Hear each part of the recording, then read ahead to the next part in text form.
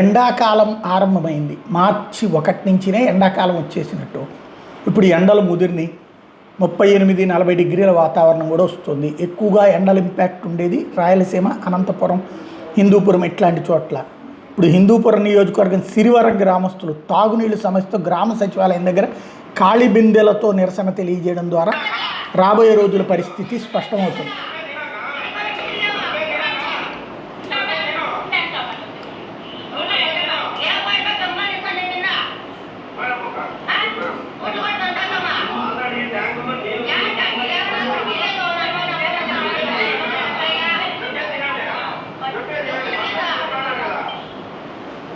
సచివాలయాల దగ్గరన ఇక ఈ వివాదాలు బిగినవుతాయి.